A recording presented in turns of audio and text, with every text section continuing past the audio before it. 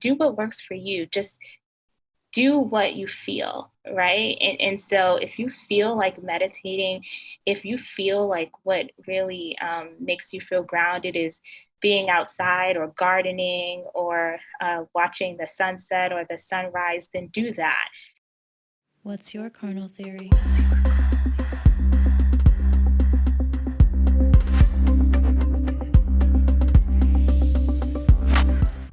For those people who may be trying to incorporate rituals into their life for the first time, mindfully for the first time, maybe they are already doing it and not realizing it, but trying to intentionally develop some rituals, what do you think are good starting points, or like, are there good questions to start asking yourself? Do you know what would be a good place to start? Mm-hmm. Yeah, so I'm going to offer maybe two. I'm going to see how this conversation goes. But since we're talking about sexual wellness, I want to offer one around that first. Yeah. So the first thing, of course, is how do I want to feel? But before you can answer that, you have to be in tune with how you're feeling. Yeah. Is it a feeling you want to expound on, or are you trying to change your feeling? Right. So going from there, then you can decide on some things that could help guide your next steps. So what am I feeling? How do I want to feel? How do I get there? Mm-hmm. What do I need to get there? Mm-hmm. So say we're talking about a sex ritual, a masturbation ritual. Oh my gosh, here we go. So I'm really big on, if we're going to be intentional about something, let's just go hard or go home, right? So really thinking about, what do you want this environment to be? Like, what is this space you're trying to curate and be held in? Like, think of it that way. How do I want this space to hold me? Mm-hmm. And then that can help you decide, all right, do I need the sounds? Do I need to be wearing something that really turns me on, makes me feel good in my body? Or do I feel best in my body when I'm naked, right? Yeah. Do I want to have any visuals? Like, do I need to reposition any mirrors, right? Do I need to set up a camera? I mean, it's up to you. You can do whatever you want. It's your space. Another thing that I wanted to underline that I really love that you said, because I created meaning out of it. Yes. We were talking about stirring up the bathtub. Like, it goes to something that I think is important to underline for people who are either, again, uncertain what a ritual is or how or why they would bring it into their own lives. We give meaning to a lot of things all the time. We give meaning to these things called dollar bills. We give meaning into it. And that's the only reason that it holds value. So we give energy transfers all the time of placing power into something. Mm-hmm. So why not place power into something that you can directly get the benefits back from it? So yes, speaking the affirmations into the water, there's viewpoints that water holds feelings and thoughts, and when you speak or feel and energies into it, that it holds it and will like keep it inside of it. And if you drink it, you're putting those affirmations into you. Or how do you see being able to get there? And are there rituals that people can do to tap into self-esteem and self-care to be able to work through things? Well, first with self-care, sexual self-care, I think we just need to expound on it a little bit more, because so often, like when I'm working with clients and I just ask them, like, what's your sexual self-care? They're like, oh, I need to have more sex. I need to masturbate more. I'm like, that's great. That's your goal. I can work with that.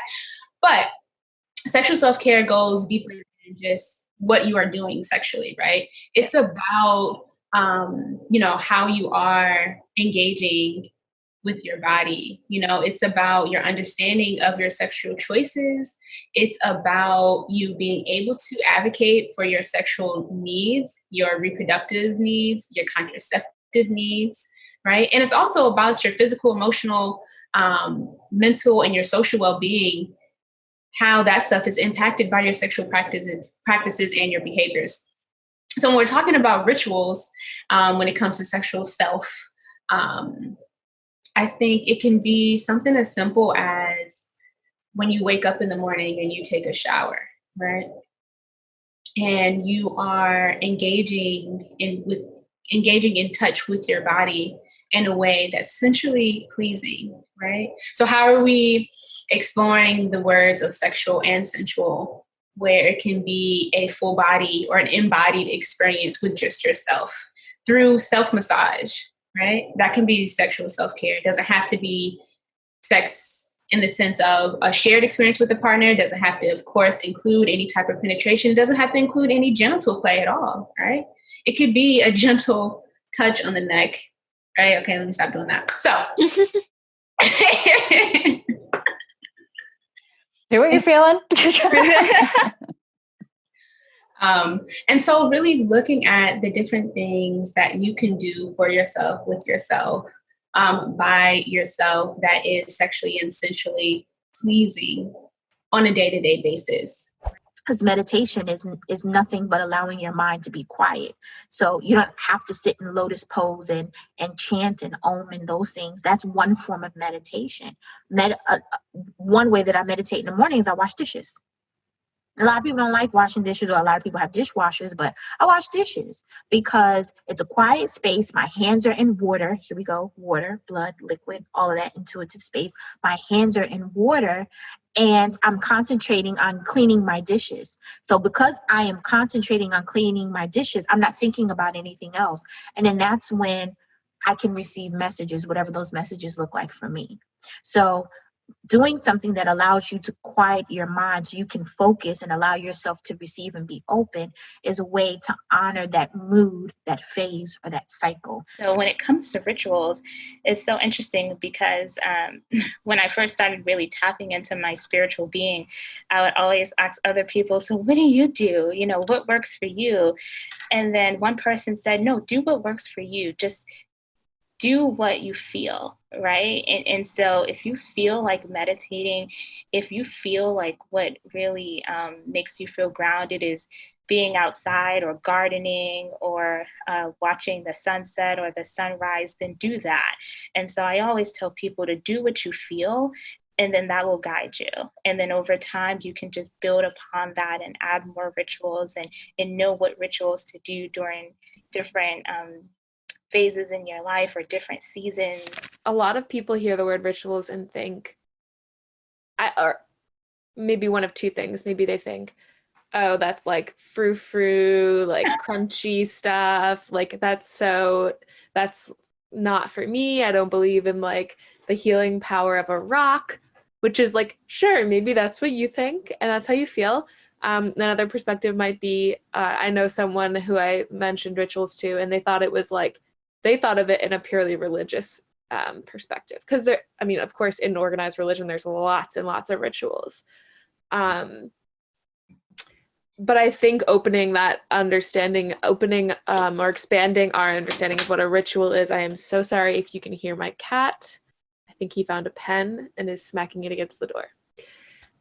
Expanding what our rituals, our idea of what rituals means or could be, is really important because, you know, the whole purpose of it is for you to tap into something that is healing, something that is grounding, something that is whatever you need.